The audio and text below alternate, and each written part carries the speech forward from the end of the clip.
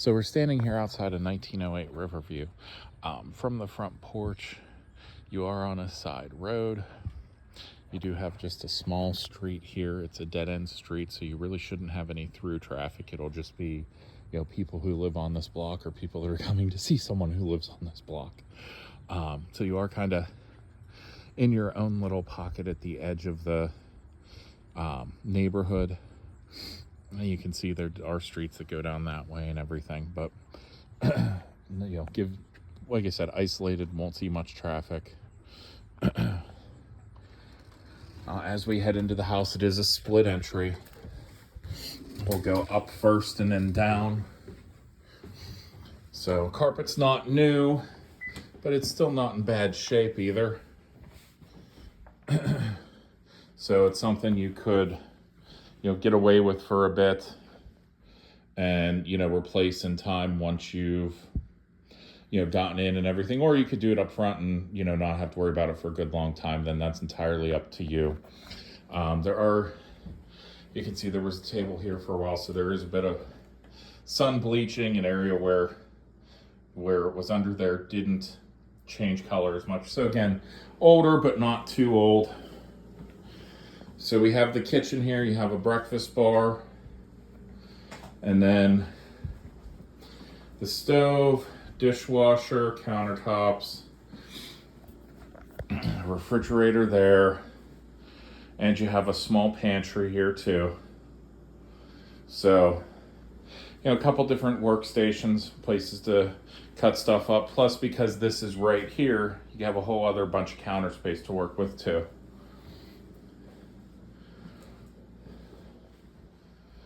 Now we'll swing around here. You have your coat closet right as we come in. Up the stairs right around the corner.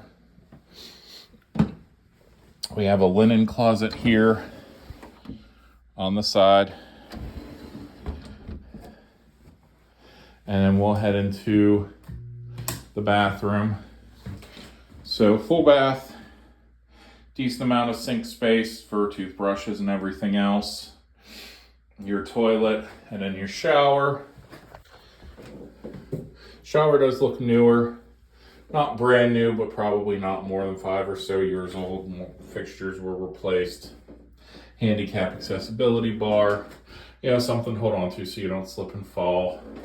And the detachable nozzle on the shower head. Well, I was going to try to look at the pipes underneath, but there's a bunch of crap under there, so that's not going to work.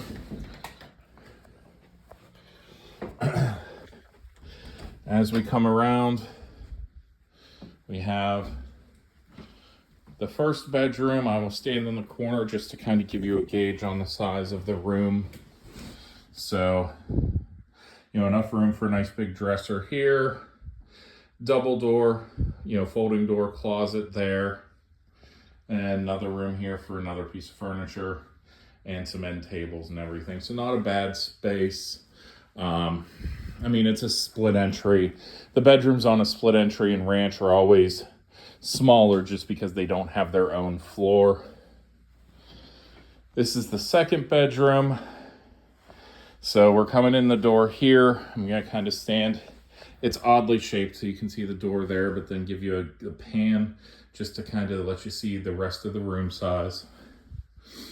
Enough room for a nightstand there and the bed. And then you have another, dresser spot here that you can fit something pretty big. So still can fit a big piece or two of furniture and get around the room. Now this is the third room. It's probably about a 10 by 8, 9 by 8, somewhere in there.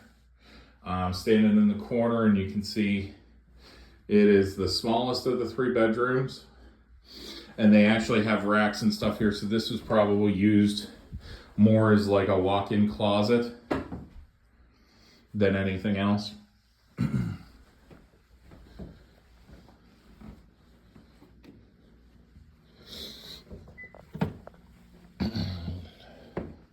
While we're up here, give you a good idea, the name of the property and everything, why it's called Riverview. You do have a view of, well, everything's grown up a bit now, but you'll be able to see the river from the backyard here. And I'll get out to the backyard and walk around there and show it to you as well. So, but the exit to get down there is downstairs. So we'll get to that as we get downstairs.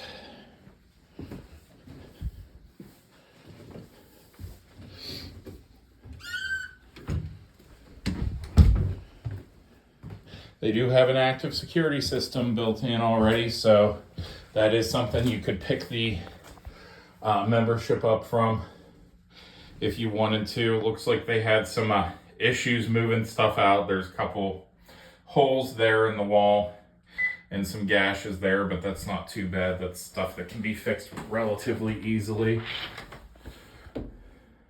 Garage door. And as the security system is telling you, this is the garage. Let me see if there's a...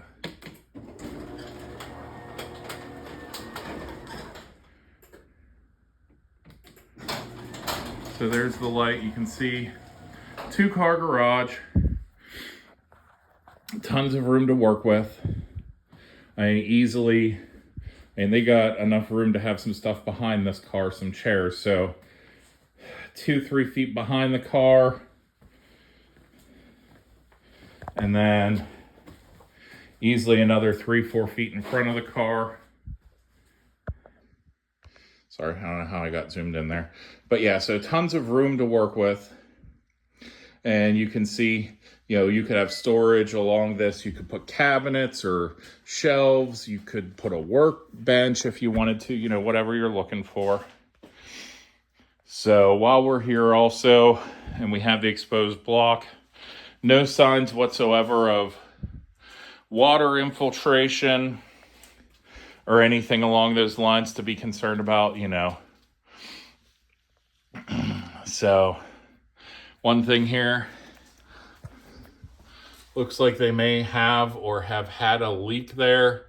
You can see it's stained the drywall a bit. I'm going to guess it's... this is an estate sale, so I don't know whether or not it's been fixed. I can try to find out, but, we'll see what answers they have. But I'm going to guess if it's still there, it probably hasn't been. If it was done from the bottom, it could have also been done at the sink at the top, in which case they wouldn't have needed to tear that drywall out.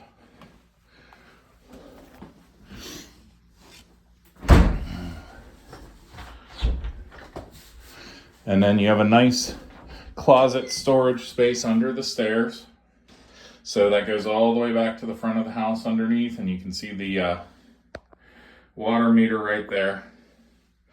But tons of storage space there. I mean, you could fit a big 8-foot Christmas tree there, whatever.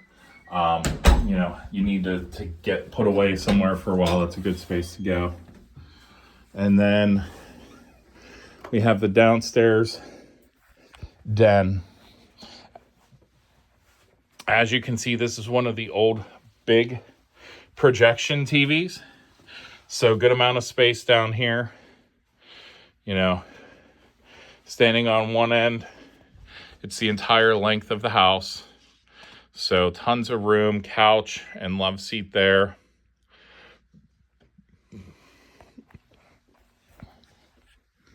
Now I'm gonna guess this is a bathroom. Yep. So you have a nice little half bath down here. So if you're hanging out down here, you don't have to run upstairs. See if maybe...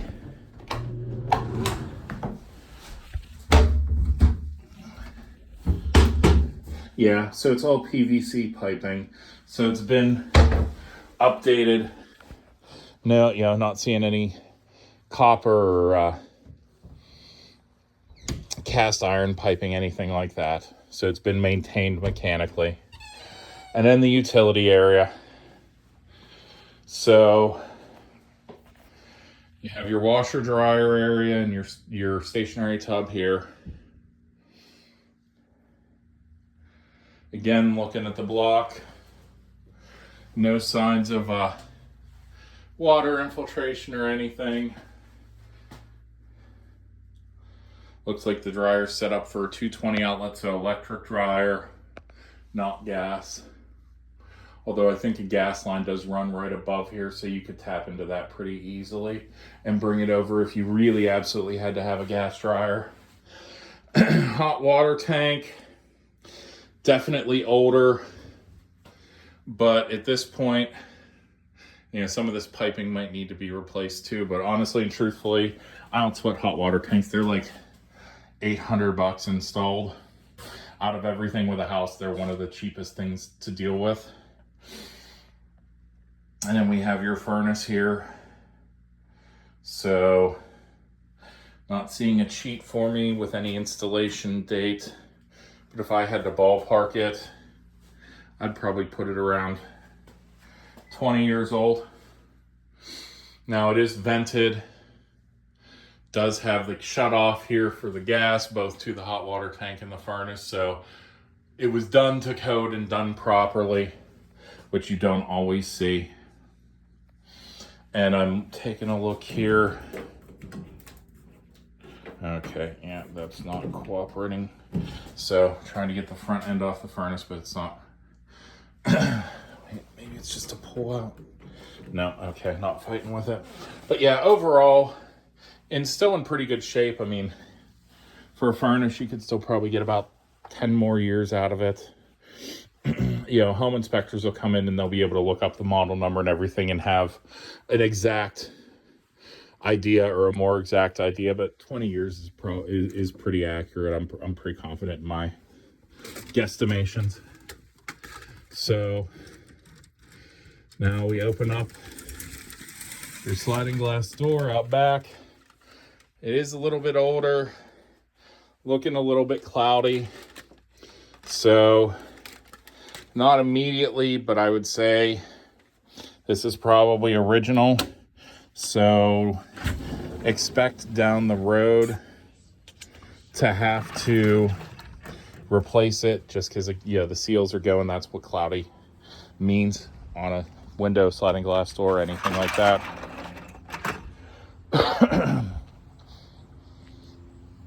And then the actual backyard. So you do have a nice concrete patio, probably about 8 by 8. So you could have a nice big table, grill. You also have some other stones here. You can put your grill off the patio so you have more seating space. Along the outside, siding in the front and back all look good. Not seeing any, you know, anything off track or pulling away. Now, just warning, this is a bit of a cliff. So, you know, if you have small children, you will probably want to fence this in, because when you get all the way to the end here, like I said, bit of a cliff, pretty steep.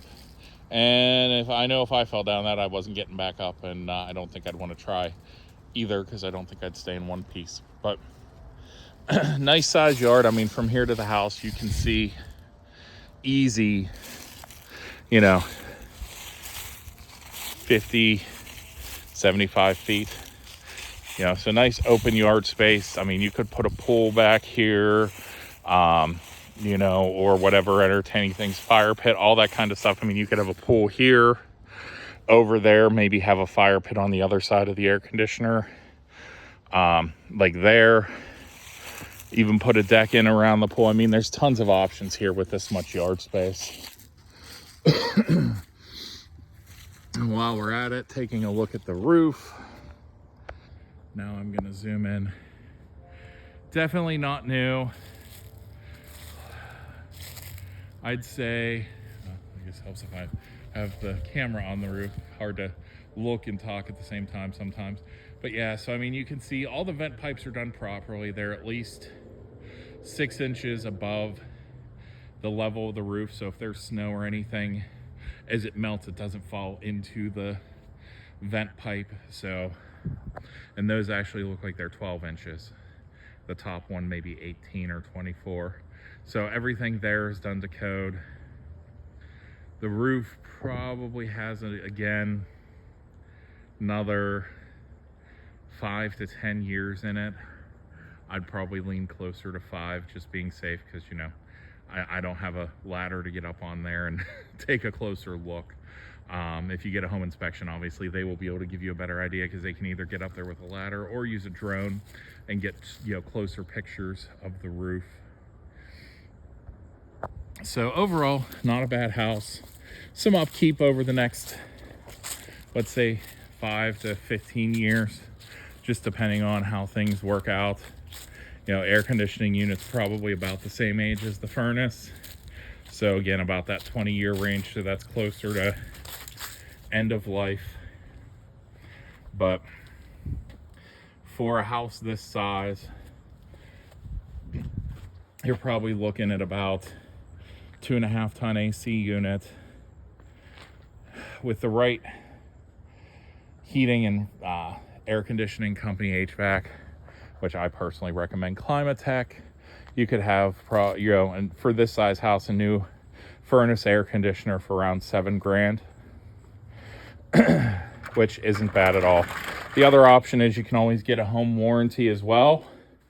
The home warranty you pay per year, and then if anything breaks, you pay a deductible, just kind of like car insurance. They'll come out and try to fix it. If they can fix it, great, everyone's happy, everybody moves on. If they can't, then they replace it. Those typically run between $500 and $2,000 a year, just depending on, you know, how inclusive of a plan you get, how low you want your deductible to be. But either way, if your deductible is $50 or $100 for a new furnace, air conditioner, roof, you're still making out like gangbusters. So that is the house in a nutshell. If you have any questions, let me know. And like I said, I will try to get more information about the pipe in the corner of the garage, if that's an active leak, if that was fixed. Maybe they don't know. So that's something hopefully the home inspectors can kind of get a little more information on.